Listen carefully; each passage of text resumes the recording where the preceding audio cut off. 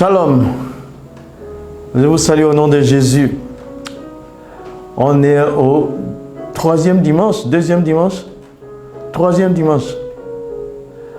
avant la fin du mois de décembre. Non, c'est le deuxième dimanche.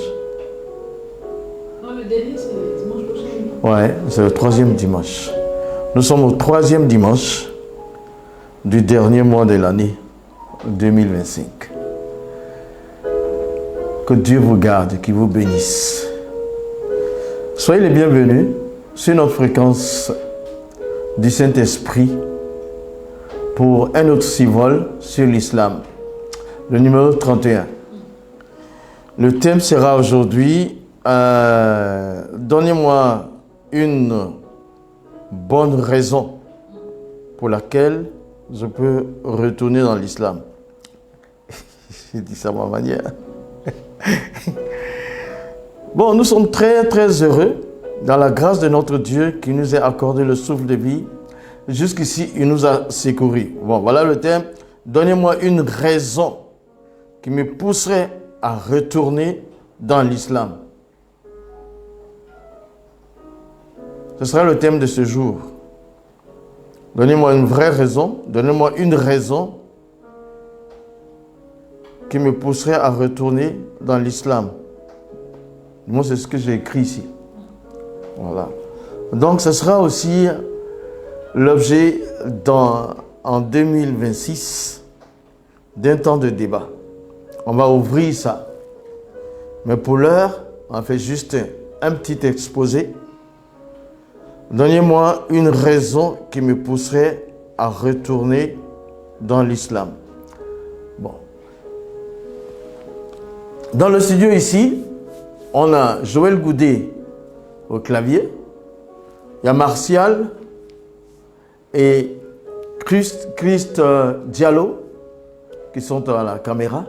Et nous avons aussi Dorothée Elijé, l'évangéliste, qui coordonne tout après Jésus. C'est avec aussi le soutien de nos églises, La Bonne Voie. Et nous saluons nos amis de Seria, l'ONG, les ex-musulmans et amis, et aussi et surtout avec l'aide de mon épouse, Maïmouna, la plus belle.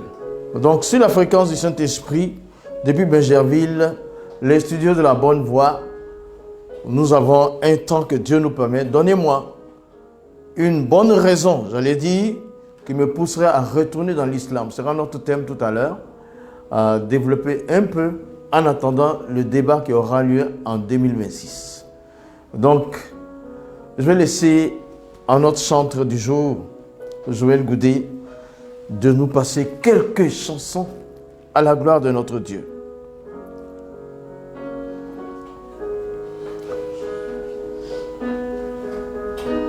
Est-ce que tu veux?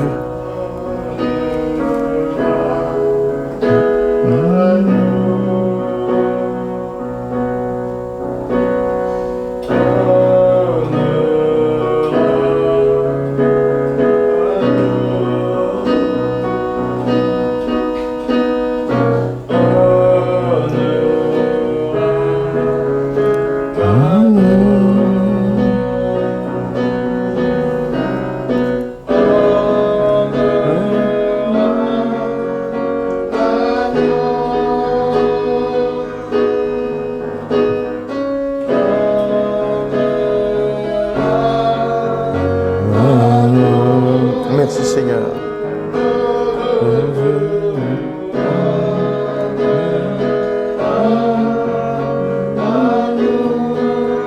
Merci Seigneur. Tu es vivant et tu es puissant. Oh, Sarka Baba.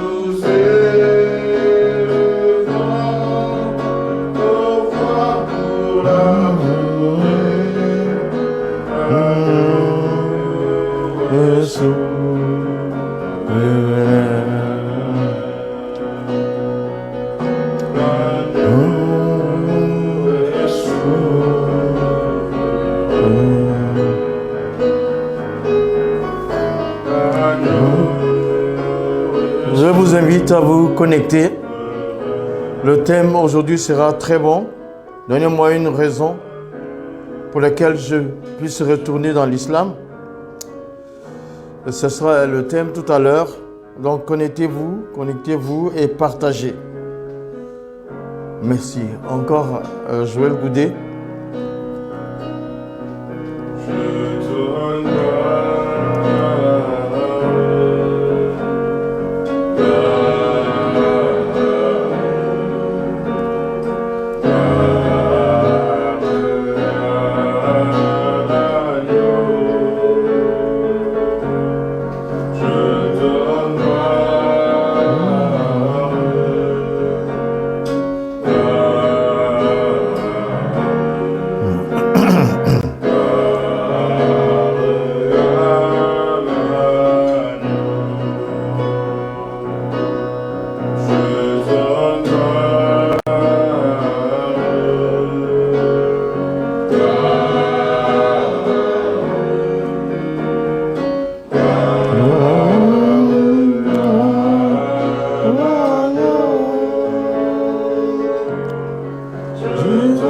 Merci Seigneur, tu es vivant, et tu es puissant, tu es élevé, tu es béni.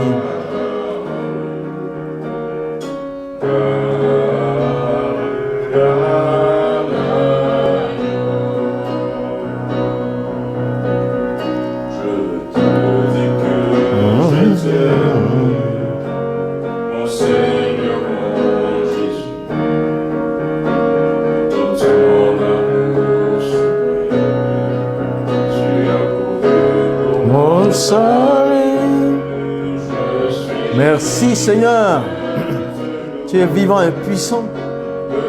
À toi la gloire, l'honneur et la puissance.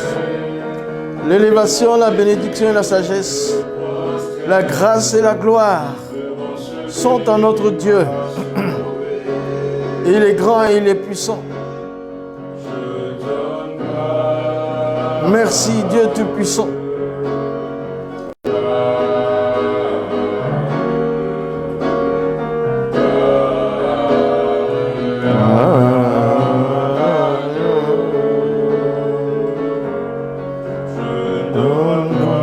Merci Seigneur, Dieu vivant, Dieu puissant. Honneur à toi Seigneur. Merci Seigneur.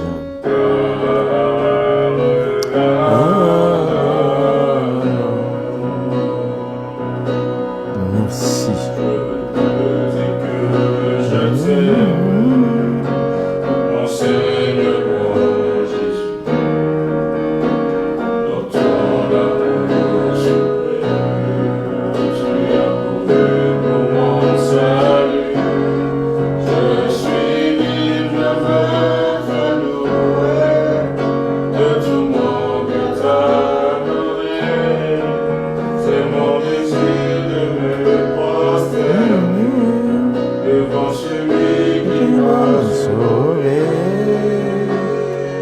Alléluia.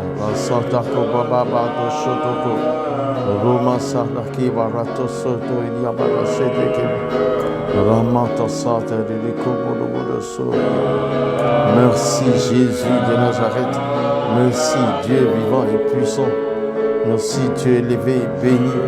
Merci Dieu glorifié et magnifié. Merci Dieu célébré et élevé.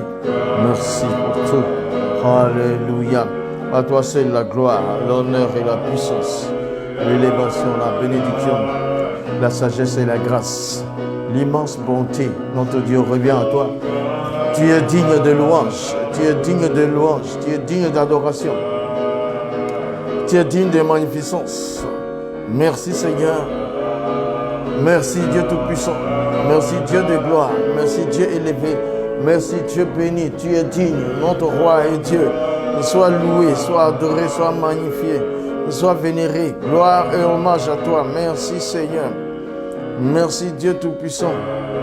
Merci Dieu le Père, de grâce, d'amour et d'honneur. Voilà ça. Merci Éternel. Oh, merci Divin Père. Merci. Merci.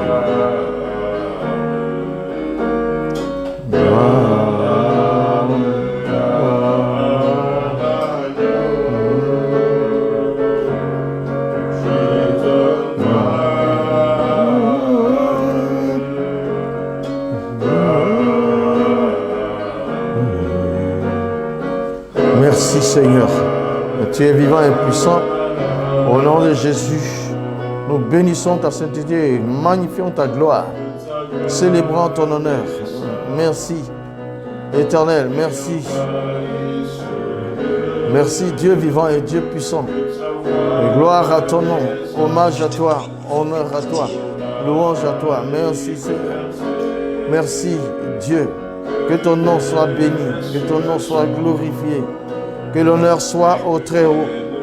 Tu es digne de louange. Tu es digne d'adoration. Merci, Seigneur.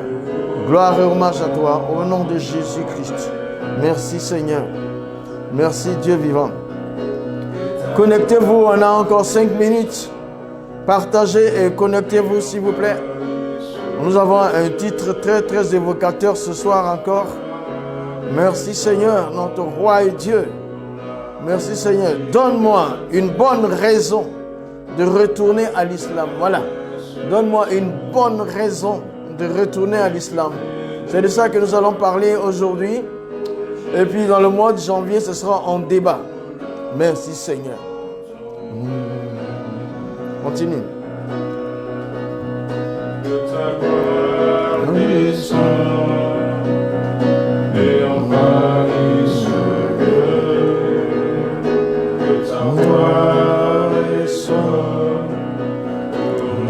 Merci, Seigneur. Gloire et hommage à toi, Seigneur. Merci, Seigneur. Tu es le Dieu vivant et puissant. Il n'y a pas d'autre Dieu que toi. Merci, Seigneur. Au nom de Jésus-Christ.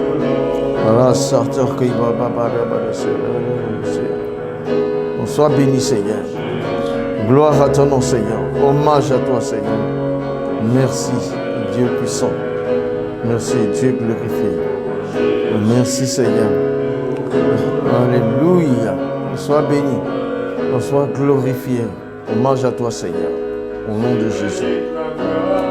Alléluia. Merci, Seigneur. Merci, Dieu Tout-Puissant. Merci, éternel. Gloire à toi, Seigneur. Donne-moi une bonne raison de retourner à l'islam. C'est de ça que nous allons parler tout à l'heure, dans quelques petites minutes, pour une première fois. Et dans le mois de janvier 2026, ce sera en forme de débat.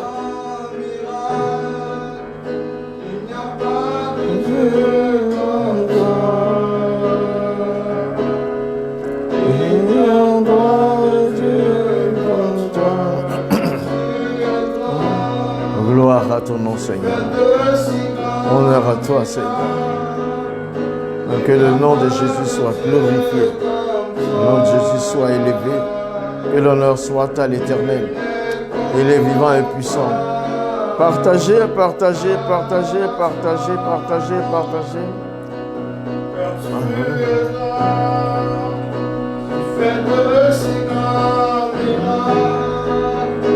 Il n'y a pas de Dieu comme toi. Il n'y a pas de Dieu comme toi. Merci. Alléluia. Tu fais de si grands miracles. Il n'y a pas de Dieu comme toi. Il n'y a pas de toi.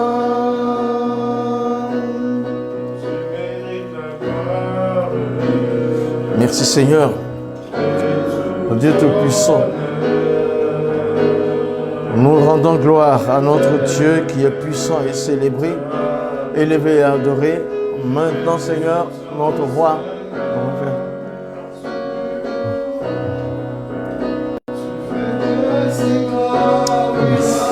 maintenant.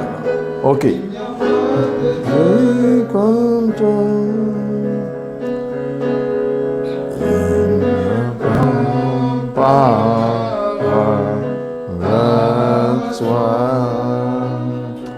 Notre Dieu est bon, il est merveilleux, il est puissant, il est incomparable.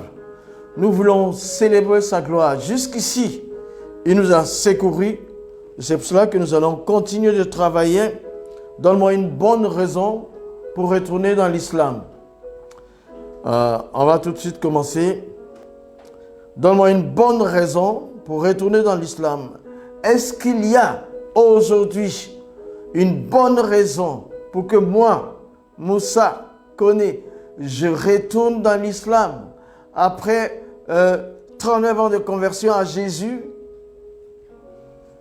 Ce sera ce soir un petit exposé de 20 à 25 minutes. Et Dieu voulant, en 2026, nous allons en faire un moment de partage, presque un débat. Donne-moi une bonne raison pour retourner dans l'islam. Déjà, en l'introduction, je vais dire, Muhammad, il a dit, tuez les infidèles. Jésus, il a dit, aimez vos ennemis. Muhammad a dit, maudissez les Juifs. Jésus a dit, bénissez vos ennemis. Bénissez ceux qui vous persécutent.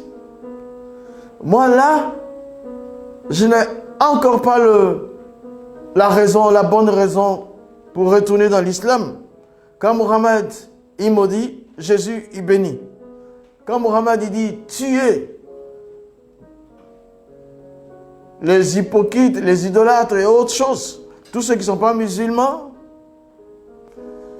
Jésus, il dit, bénissez, aimez, aimez, aimez, aimez.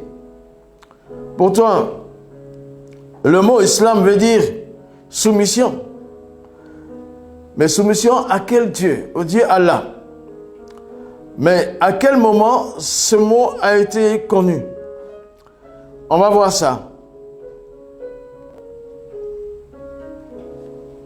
Ici, dans la Sourate 5, verset 3. Sourate 5, verset 3.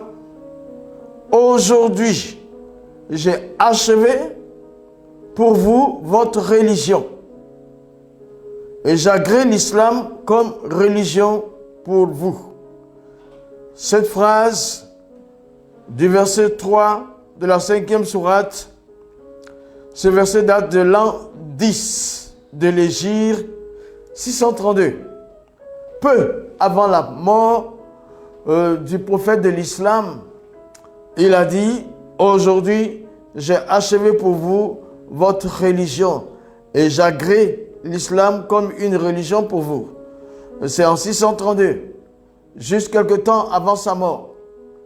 Bon, ici, je fais la remarque que le messager d'Allah, le prophète de l'islam, est mort d'empoisonnement, qui a engendré une maladie sur le long terme et il en est décédé.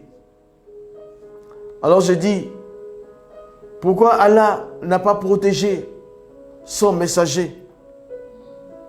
Ce n'est pas un signe pour moi pour revenir dans l'islam. Pourquoi Allah n'a pas révélé à Muhammad que cette viande de la femme juive de Kaïbar était empoisonnée?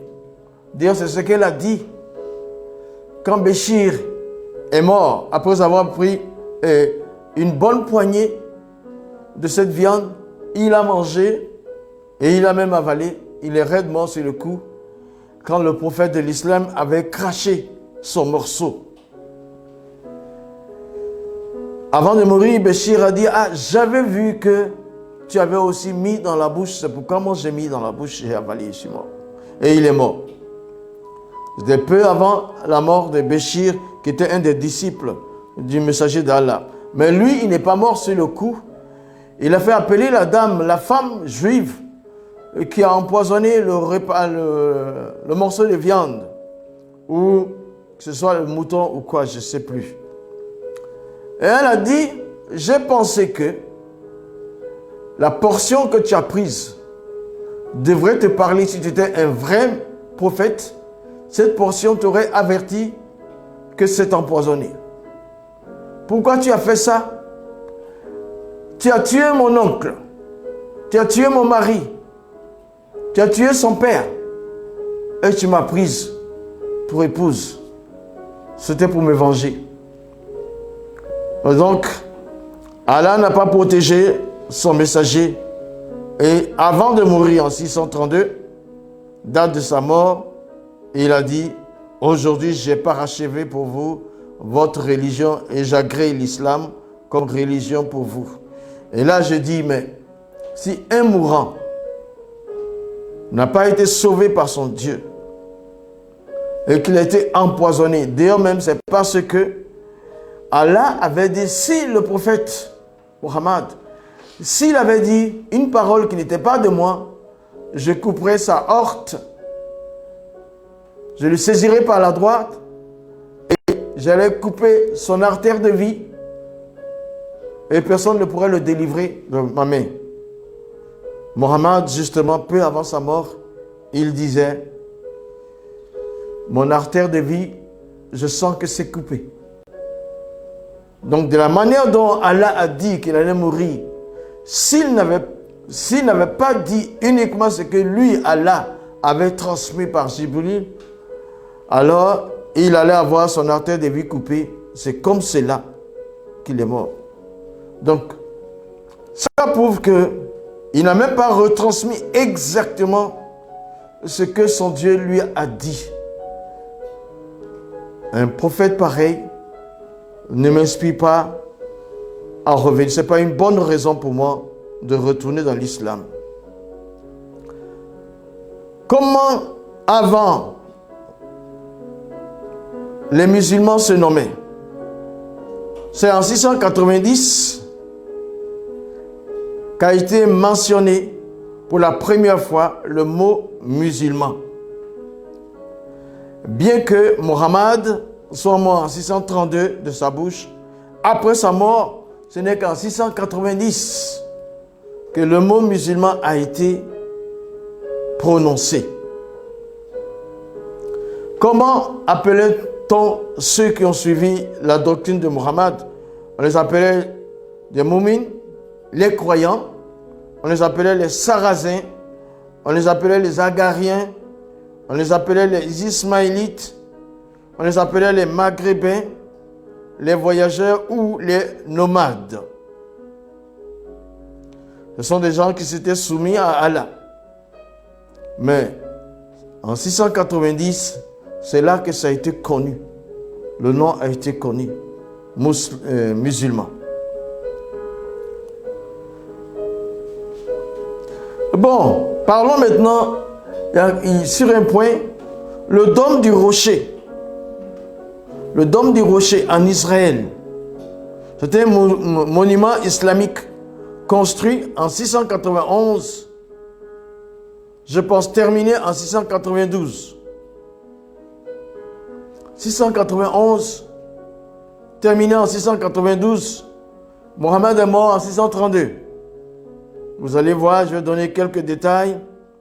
C'est situé à Jérusalem, édifié par le calife Abd al-Malik ibn Marwan. Il n'est pas une mosquée au sens classique comme Al-Aqsa, mais un sanctuaire. Le dôme du rocher signifie c'est un lieu hautement sacré pour la religion monothéiste. Le dôme du rocher est un lieu hautement sacré pour les religions monothéistes. Ça a été construit par Abd al-Malik. C'est associé à Isra wal Miraj, au voyage nocturne. Le dôme du rocher est associé au voyage nocturne du messager d'Allah qui a été cité dans la sourate 17 au verset 1er. Il dit, gloire à celui qui fit voyager de nuit son serviteur jusqu'à la mosquée lointaine. Gloire à celui qui fit voyager de nuit son serviteur jusqu'à la mosquée lointaine. C'est la sourate 17, verset 1. Ça fait allusion que Mohammed serait parti de la Mecque jusqu'à la mosquée qui est à Jérusalem. Voilà. Et de là qu'il est allé au ciel. Donc, il est allé à la mosquée Al-Aqsa. Al-Aqsa. Là, c'était une véritable mosquée. Le dôme du rocher était un sanctuaire, mais la mosquée Al-Aqsa était une véritable mosquée. Lieu de prière quotidien, vendredi, tout ça. Ils priaient là-bas, les musulmans priaient là-bas. Bon, il y a quelque chose, c'est un centre spirituel construit lui aussi en 638. Tu vois? Le dôme du rocher a été construit en quelle année? Je rappelle ça. En 691 jusqu'en 692. Maintenant, la mosquée Al-Aqsa a été construite en 638. Développée sous le règne de Umar ibn Khattab, agrandie et reconstruite par plusieurs dynasties. Mentionné dans la sourate 17, verset 1, c'est le troisième lieu saint de l'islam. Al-Masjid al-Haram, ça c'est la mosquée de la Mecque. Al-Masjid Nabawi, c'est celle de Médine. Et Al-Aqsa, c'est le troisième lieu important qui est situé à Jérusalem. Mais la remarque, c'est que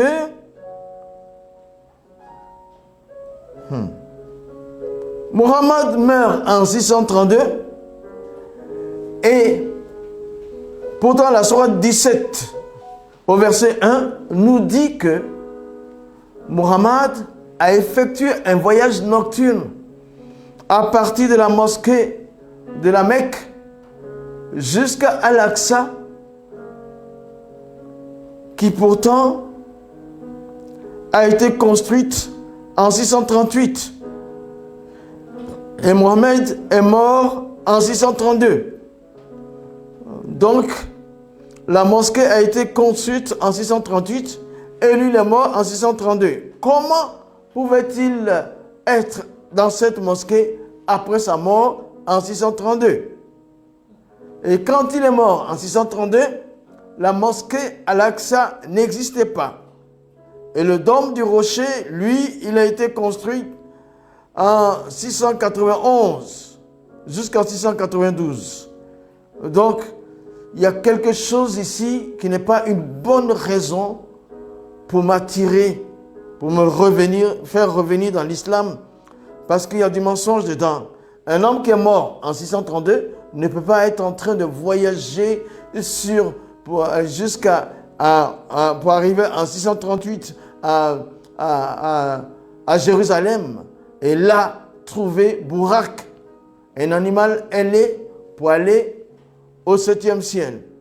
Tout ça, ce n'est pas la vérité. Parce que Mohammed est mort en 632, il ne pouvait pas être en 638. Un mort ne peut pas se trouver, un mort de 632 ne peut pas se trouver dans une mosquée à Jérusalem en 638. Voilà. Donc, le verset 1 de la sourate 17 est pas la vérité. Et pas la vérité. C'est du faux. Du vivant de Muhammad, il n'a pas pu être à Jérusalem, à Al-Aqsa. Ça, ce mensonge ne m'encourage pas à revenir dans l'islam. L'histoire le prouve. Et donc, ça veut dire qu'il n'est même pas parti au 7e ciel pour avoir la recommandation des 5 prières. Il est allé, selon l'islam, il est allé jusqu'au 7e ciel. C'est là que se trouvait Allah. Et alors, il a plaidé de 50 prières à 5 prières. Donc, le tout est faux. Puisque Muhammad était déjà mort en 632, il ne pouvait pas arriver en 638 à Al-Aqsa, la mosquée Al-Aqsa. Il est mort à la Mecque en 632. Il ne pouvait pas être à Al-Aqsa où il allait trouver le cheval ailé avec Djibril qui l'attendait pour aller au ciel. Et ça, c'est dramatique. Et c'est confirmé Par la sourate 17, verset 1. Il y a du faux là-dedans. Pourquoi voulez-vous que je retourne dans quelque chose qui est faux? Maintenant, regardons un peu pour le paradis, pour le salut. Juste, parce qu'on a parlé beaucoup de cela. Il y a d'abord l'effet de la balance qui est dans la sourate 101, où des balances seront érigées à partir du 3e verset. Il y a ça. Après la mort, le musulman, il doit faire face à une balance. Ça, c'est quelque chose dont on a parlé depuis. Mais la sourate 9, verset 18, dit: ne peupleront les mosquées d'Allah que ceux qui croient en Allah et au jour dernier. Et au jour dernier, accomplissent la salat, s'acquittent de la zakat et ne craignent qu'Allah. Il se peut que ceux-là soient au nombre des bien guidés. Voilà ici quelque chose qui est subtil, mais qui ferme la porte du ciel à des musulmans. Il dit: ne peupleront les mosquées d'Allah que ceux qui croient en Allah. Ok, il faut croire d'abord en Allah, il faut croire au jour dernier, il faut accomplir la salat, il faut s'acquitter de la zakat, le pourcentage qu'on donne des revenus, et il faut craindre Allah. Quand tu vas faire tout ça, il se pourrait que tu sois au nombre de ceux qui sont bien guidés. Même quand tu es dans la mosquée parce que tu crois en Allah, tu crois au jour dernier, Yawm al-Akhir, au jour dernier, tu as accompli la salat, tu t'acquittes de ta zakat, tu donnes un pourcentage sur tes revenus pour Allah, et tu as la crainte d'Allah, c'est pas sûr encore que tu ailles au paradis. Il dit: il se pourrait que ceux-là soient du nombre des bien guidés. Possible et pas possible. C'est comme peut-être tu pourras arriver au paradis. Mais ici, ça ne me donne pas une bonne raison de revenir à l'islam. Combien de musulmans font leur prière à l'heure exacte? Combien donnent la zakat?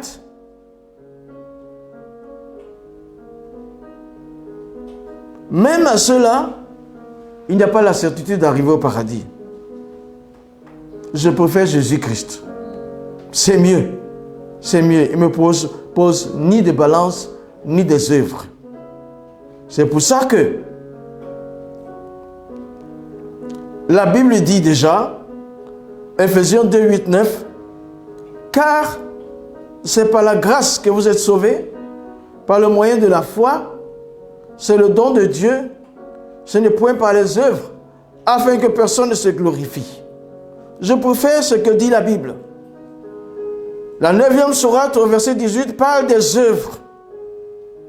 Et même après avoir cru en tout ça, après avoir eu la foi, après avoir eu un temps, après avoir prié constamment, après avoir donné un pourcentage des revenus à Allah, c'est pas sûr que tu ailles au paradis.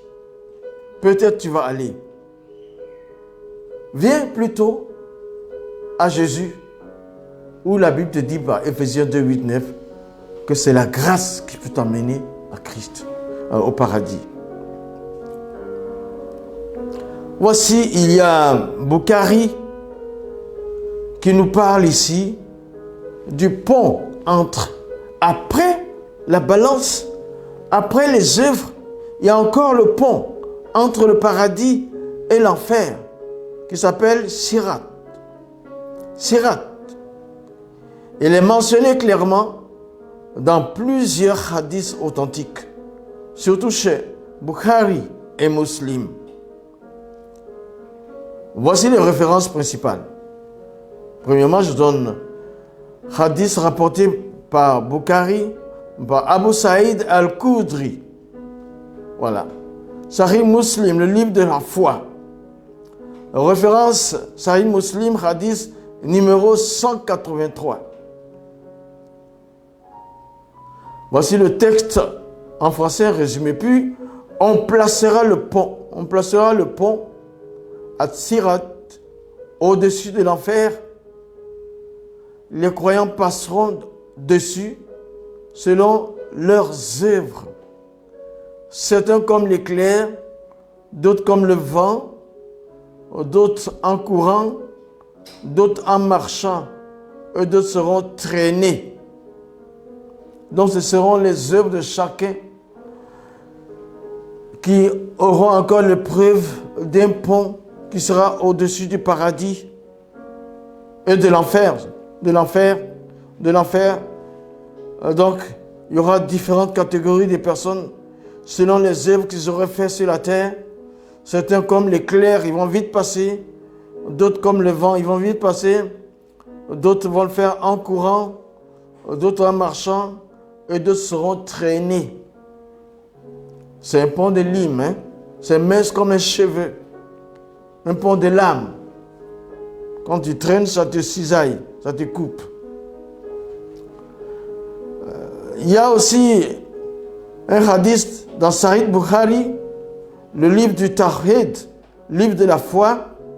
Sahih Bukhari, hadith numéro 7439, 7439. Également rapporte l'épreuve du pont.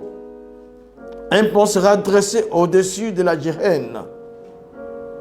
Il sera plus fin qu'un cheveu et plus tranchant qu'une épée. Un pont sera dressé au-dessus de la Jahannam. Il sera plus fin qu'un cheveu, plus tranchant qu'une épée. La description détaillée du passage sur le pont. Sahih Muslim dit, hadith numéro 184, le pont est au-dessus de l'enfer. Il possède des crochets et des épines. Certains passent et sont sauvés. D'autres tombent en enfer selon leurs œuvres, selon leurs actes. Je reviens sur ce hadith de Sahih Muslim 184 qui décrit le pont, le contenu. Le pont est au-dessus de l'enfer. Il possède des crochets et des épines. Certains passent et sont sauvés. D'autres tombent en enfer selon leurs actes.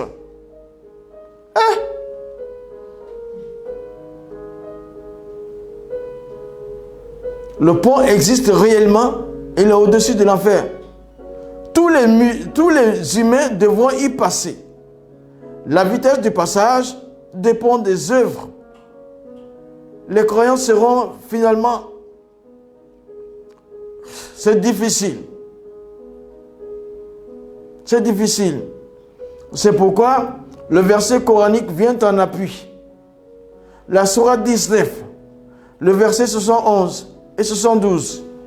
Il n'y a personne parmi vous qui ne passera pas par l'enfer. Ensuite, nous délivrerons ceux qui étaient pieux et nous y laisserons les injustes agenouillés. Tous doivent passer, selon les hadiths, sur le pont. Et le Coran vient en appui pour dire que personne ne sera laissé. Tous vont passer sur le pont qui est sur l'enfer. Personne. C'est pourquoi il dit, il n'y aura personne qui ne passera pas par l'enfer. Ensuite, nous délivrerons ceux qui étaient pieux et nous y laisserons les injustes agenouillés. Par rapport au salut ici, après même l'épreuve de la tombe, où le musulman dans la tombe sera déjà éprouvé par un ange qui aura une massue dans la main et qui l'interrogera. Quel est ton livre? S'il n'a pas dit Al-Quran Karim, il sera frappé à la destruction. Qui est ton Dieu? S'il n'a pas dit Allah Ta'ala, il sera frappé à la destruction et reconstitué. Qui est ton prophète? S'il n'a pas dit Muhammad sallallahu alayhi wa sallam, il sera frappé avec la massue jusqu'à la destruction et reconstitué. Ça, c'est l'épreuve même de la tombe. Après, tu as encore la sirate, le pont sur l'enfer, dont je viens de parler. Il dit, c'est la description de ce pont-là, il dit qu'il y a des crochets, c'est plus fin qu'une épée. Il possède des crochets et des épines. Ah. Le pont existe réellement, il est au-dessus de l'enfer. Donc ça, non seulement c'est comme un cheveu sur lequel les hommes doivent passer, les musulmans doivent passer, selon les œuvres qu'ils ont faites, ils tomberont dedans ou seront blessés, sciés. Alors, le Coran vient dire alors, dans la 19e sourate, que finalement, personne ne sera exempté de l'enfer. Tous vont y aller et après, Allah va enlever les pieux. Les autres vont rester agenouillés. Là-dessus, il y a eu beaucoup de savants qui ont parlé. Ils ne sont pas tous d'accord là-dessus, mais le Coran est la parole d'Allah. Et c'est la certitude. Ces choses-là ne sont pas de bonnes raisons pour que moi, Moussa, je revienne dans l'islam. Je ne peux pas. Parce que personne ne peut passer ces épreuves-là. Je reviens, Romains chapitre 8, verset 1. Il dit, il n'y a pas de condamnation pour tous ceux qui sont en Christ. Il n'y a pas de condamnation pour tous ceux qui sont en Christ. Ça vaut mieux.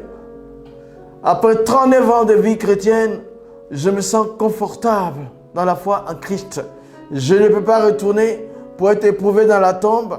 Je ne peux pas retourner pour être devant une balance. Je ne peux pas retourner pour être sur la sirate. En Jésus-Christ, je me sens mieux. Et je le conseille à toi aussi. Même le prophète Mohammed, il dit, je serai le premier des messagers à faire passer sa communauté. Ce jour-là, aucun prophète ne parlera sauf pour moi. Oh Allah, sauve-moi, sauve-moi, sauve. Oh Allah, sauve. Le messager d'Allah, c'est ce qu'il dira. Il dit qu'il va passer le premier, mais il va dire, Allah, sauve.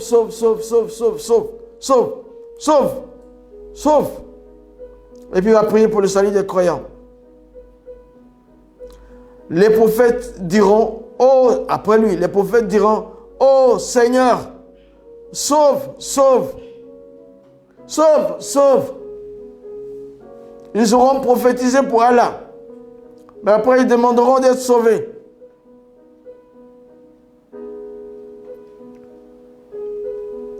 Il dit, le Coran dit, dans la sourate 57, verset 12, sourate 57, verset 12, leur lumière courra devant eux et à leur droite. Chaque croyant reçoit une lumière. Plus la foi est forte, plus la lumière est grande, les hypocrites perdront leur lumière pour les aider à passer. Pour les aider à passer. Il y a une lumière qui viendra les aider à passer. Je ne veux pas retourner dans ça. Parce que ma Bible, la parole de Dieu me dit, un jour Jésus a regardé ses disciples, dont aujourd'hui je suis disciple de Jésus. Parce que je crois en lui. Il dit, vous êtes le sel de la terre. Vous êtes le sel et la lumière. Vous êtes la lumière du monde. Jésus dit que nous sommes la lumière du monde. Mais pour la cause de la sirate, du passage sur le pont, Il y aura des lumières des temps. Les musulmans ne sont pas la lumière du monde. Il y a une certaine lumière qui viendra pour pouvoir les aider. Mais ils vont crier, même les prophètes vont dire, Allah sauve, Allah sauve, Allah sauve, Allah sauve.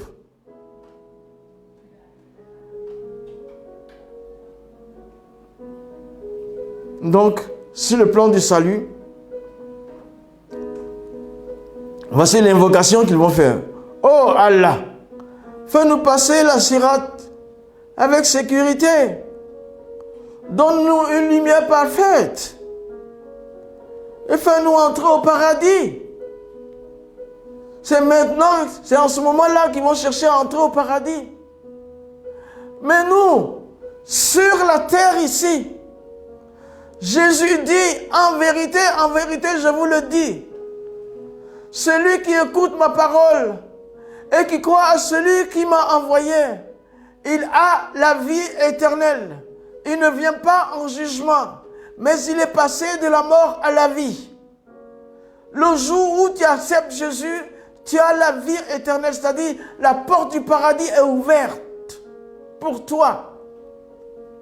C'est pas arrivé là-bas que tu vas prier, oh Allah, fais-nous passer sur la sirate avec sécurité, donne-nous une lumière parfaite et fais de nous entrer au paradis. Nous sommes, en tant que chrétiens, la lumière du monde. Parce que notre Dieu, le Père, il est la lumière.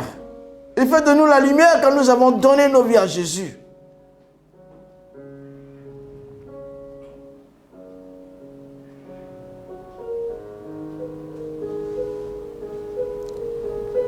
Maintenant, nous allons voir un peu un autre point concernant la pierre noire. Voici le hadith qui nous en parle. Bukhari, livre du Hajj, hadith 1597. Selon certaines numérotations, 1520. Sahih Bukhari, livre du Hajj, hadith numéro 1597. Et selon certaines numérotations, 1520. Allons voir, parlons de la pierre noire. Peut-être ça va attirer un peu. Peut-être ils ont une bonne raison là-bas. Sahih Muslim, encore, livre du Hajj, 1270, encore en parle. Sahih Muslim, livre du Hajj, hadith numéro 1270. Omar ibn Khattab, d'abord le prophète Mohammed, il faisait le tour, et il tendait la main vers la pierre noire. Il avait un bâton, il tendait vers la... Il a fait cette fois le tour, et il a embrassé la pierre noire. Alors autour de Omar ibn Khattab, il s'approcha de la pierre noire, l'embrassa puis dit, il a embrassé la pierre noire comme son... Il dit, Omar ibn Khattab, je sais que tu n'es qu'une pierre. Tu ne peux ni nuire ni profiter. Si je n'avais pas vu le messager d'Allah t'embrasser, je ne t'aurais pas embrassé. Sahih Muslim, Sahih Bukhari, Sahih Muslim. Omar ibn Khattab, à son tour, après son prophète, il a pensé que ce n'était qu'une seule pierre, une simple pierre, un caillou, une pierre. Et donc, il a quand même embrassé, parce que son prophète a embrassé. Mais il a parlé à la pierre. Il a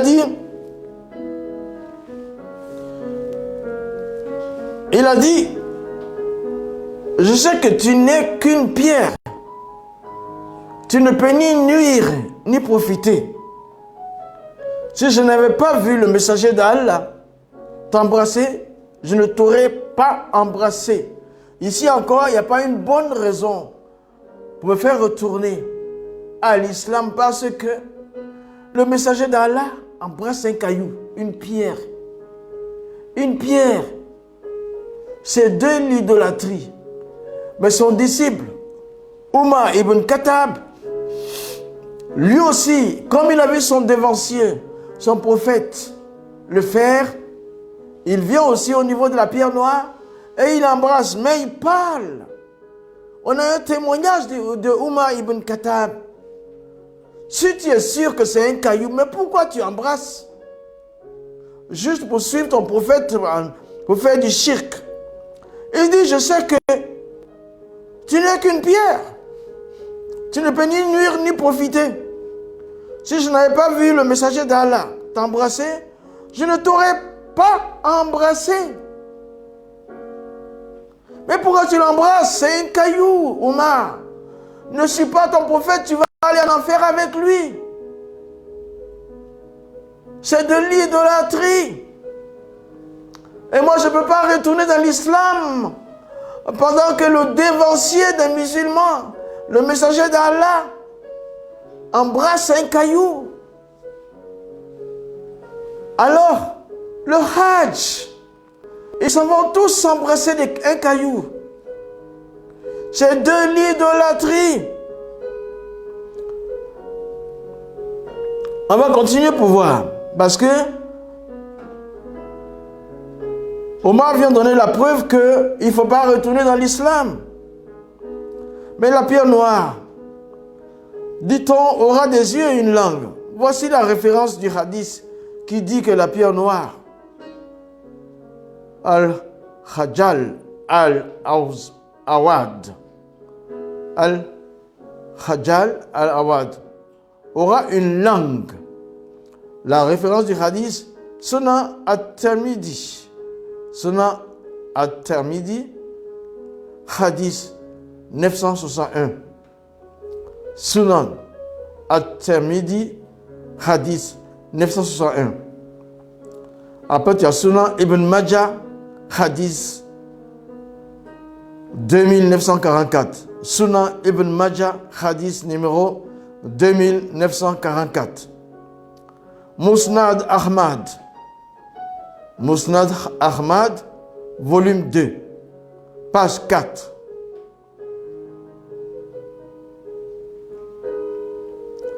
Le messager d'Allah a dit, la pierre noire descendra du paradis.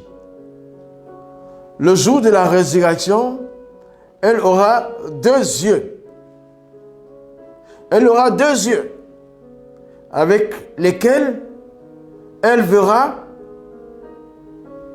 et une langue avec laquelle elle parlera et elle témoignera en faveur de celui qui l'a touché avec vérité.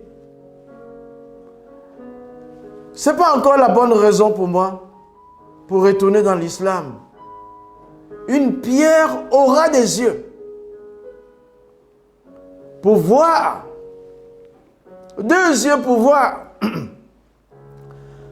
et une langue pour parler, pour témoigner dans le jugement en faveur de ceux qui l'ont touché. Caillou peut avoir des yeux, caillou peut avoir une bouche, caillou peut être juge. Donc il y a Allah qui est loué, il y a Muhammad qui est le loué, et il y a la pierre noire qui est aussi la louée parce qu'elle participera au jugement. C'est grave, très grave, grave et très grave. Ce n'est pas une bonne raison pour embrasser l'islam ou même pour retourner dans l'islam. Chers amis musulmans, ce n'est pas possible. Tu as intérêt à quitter là, de sortir. Je vais voir un autre point qui aurait pu m'attirer, qui aurait pu être une bonne raison, mais vous allez l'entendre. La sourate 108, le verset 3 dit, Allah dit, celui qui te hait parlant à Mohammed, celui qui tairait, c'est la sourate 108, le verset 3. Sourate 108, verset 3. Allah dit à son messager, le prophète de l'islam, celui qui tairait sera sans postérité. Celui qui hait Mohammed sera banni de postérité. Parce qu'il est le collègue d'Allah. Il sera banni de postérité. Mais chaque fois, pas chaque fois, mais quelquefois, quand Allah a lancé un sort contre les autres, ça se retourne contre son prophète. Il a bien dit dans la sourate 108, au verset 3, celui qui reste son prophète sera sans postérité. Il va sécher la descendance de cette personne qui est le messager d'Allah, le prophète Mohammed. Mais regarde ce qui est arrivé à ses enfants, à lui. Le fils Al-Qasim, sa mère était Khadija. Il est décédé avant l'islam à la Mecque, à l'âge de 2 ans. C'est de lui que vient le kunya du prophète Abu Al-Qasim.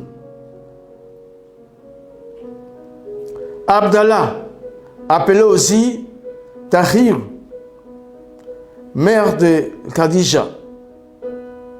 La mère était Khadija aussi encore. Khadija, ça fait 2 enfants. Il est décédé avant l'hégire à la Mecque. Il est mort en bas âge. Puis vint Ibrahim. Sa mère était Maria Al-Qibtiya. Ibrahim est décédé à l'âge de 10 ans. En 632, après Jésus-Christ à Médine, à l'âge de 10 ans. Ah non, pardon, à l'âge de 18 ans.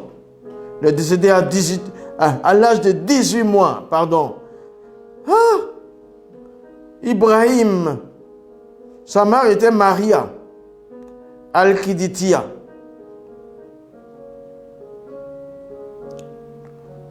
Le décès est survenu 10 ans avant la mort du prophète de l'islam à Médine. Il est mort à 18 mois. Il est mort à 18 mois. Le prophète a pleuré sa mort.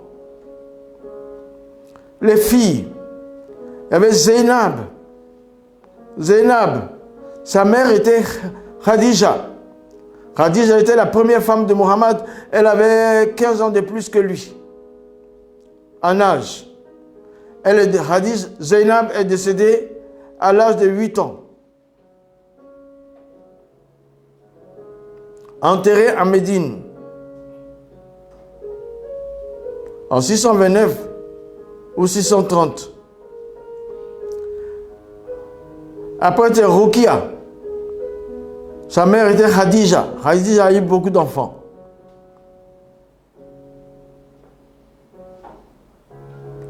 Décédée en 624, pendant la bataille de Badr. Sa mère était, après c'est Kulthum. Kulthum. Sa maman était aussi Khadija. Elle est décédée en 630, après Jésus-Christ.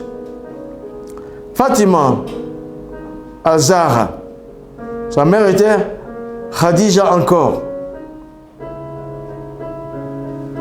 Son époux était Abi Talib, décédé en 632 après Jésus-Christ, environ 6 mois après le prophète de l'islam. Donc, Allah a dit, celui qui maudit Muhammad sera sans descendance. Mais la descendance de Muhammad a été complètement anéantie. On va terminer sur une note qui m'attire moins. Les parents de Muhammad seraient-ils en enfer?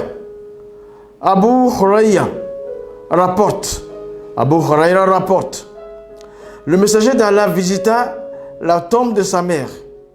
Il pleura et fit pleurer ceux qui étaient avec lui.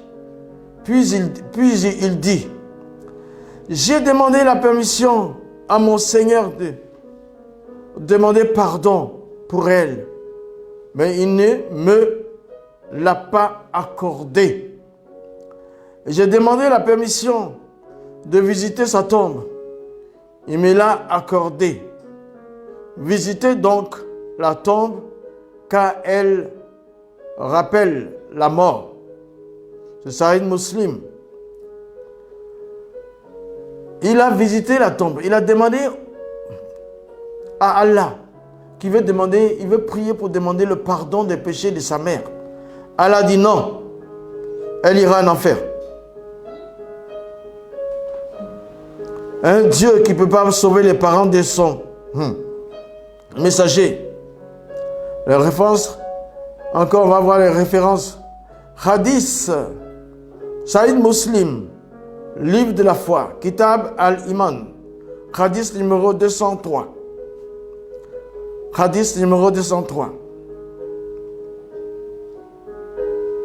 Ici, c'est par rapport au père du prophète de l'islam. Sahih Muslim, livre de la foi, Kitab al-Iman, hadith numéro 203. Le texte du hadith. Anas ibn Malik rapporte: un homme dit: ô messager d'Allah, où est mon père? C'est après la mort de son père. Il demande au messager d'Allah: où est mon père actuellement? Et le messager d'Allah répond. Muhammad lui répond: dans le feu. Quand l'homme se détourne du prophète, tout abattu, le prophète le rappelle et dit: toi, reviens ici. Moi, le messager d'Allah, mon père et ton père sont ensemble dans le feu.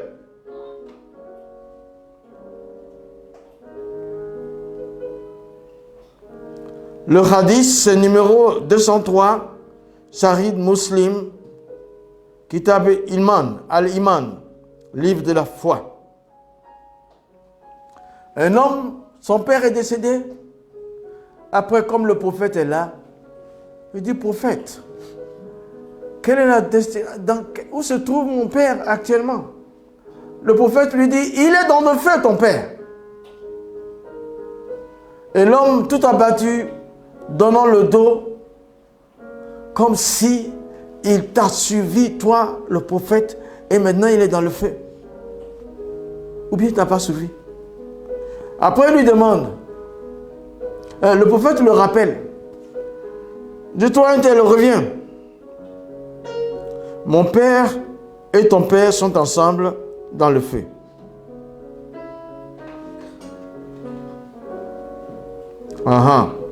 L'explication, c'est que le prophète de l'islam, son père, est mort avant l'islam.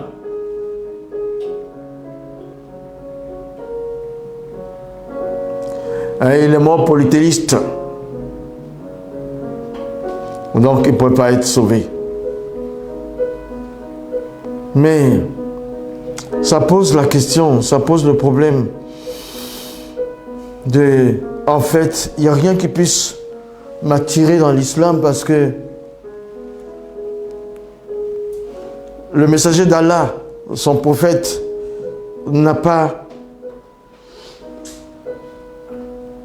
lui-même été un modèle.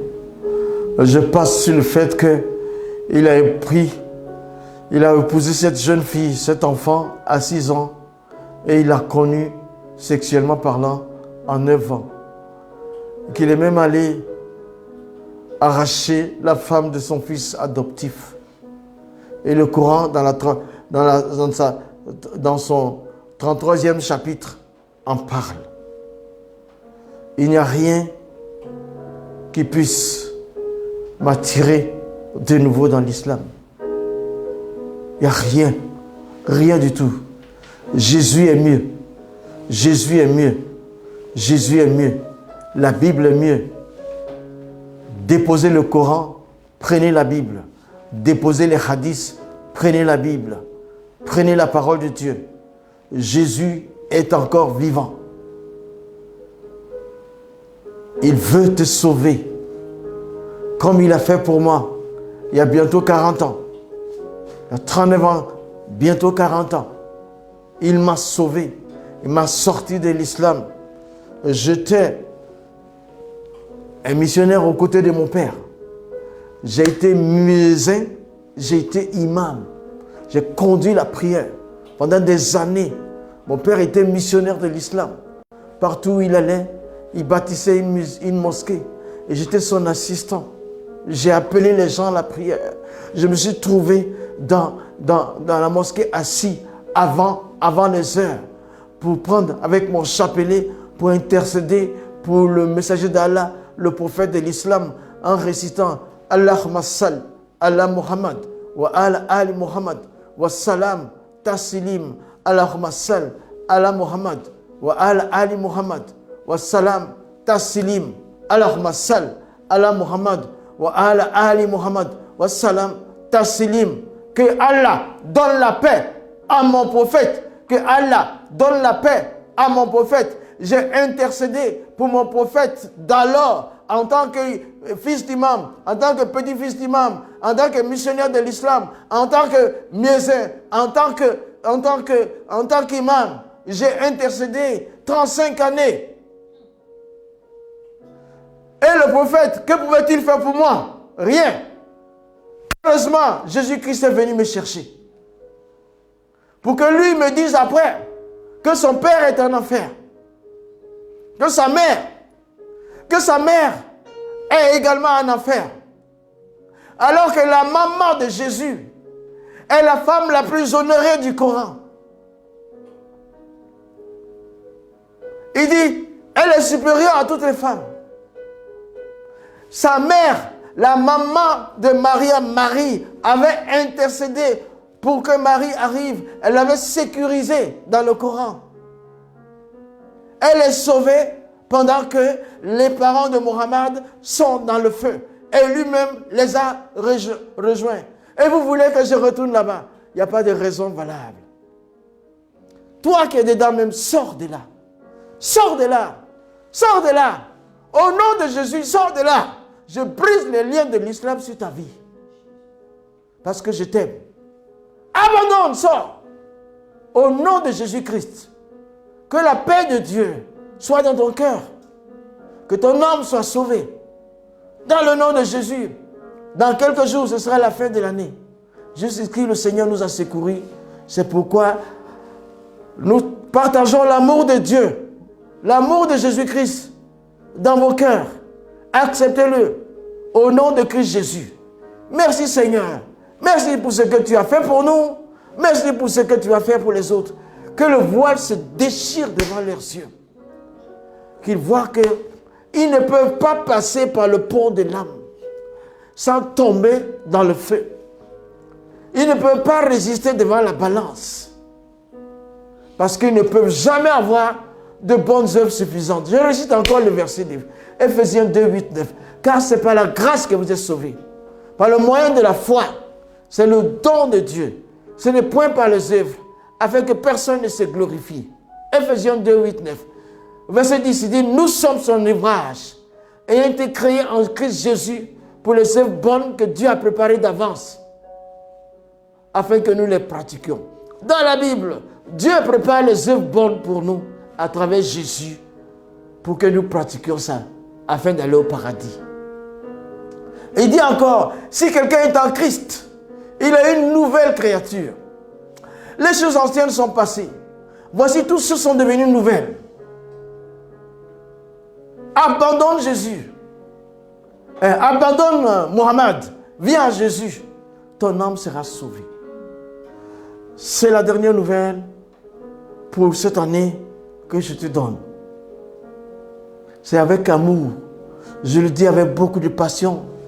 Parce que ce n'est pas possible que ce Dieu-là, qui n'ait pas pu sauver son messager. Celui qu'il appelle le modèle excellent des hommes. Il n'a pas pu le sauver pour le paradis. Il n'a même pas pu le sauver de l'empoisonnement. Il n'a pas pu sauver ses descendants. Il n'a pas pu sauver sa mère. Il n'a pas pu sauver son père. C'est toi qui peux sauver. Il ne pourra pas. Abandonne. Viens à Jésus. Il sauvera ton âme. Que Dieu te bénisse. Au nom de Jésus. Ce 21 décembre 2025, tu m'as entendu. Shalom.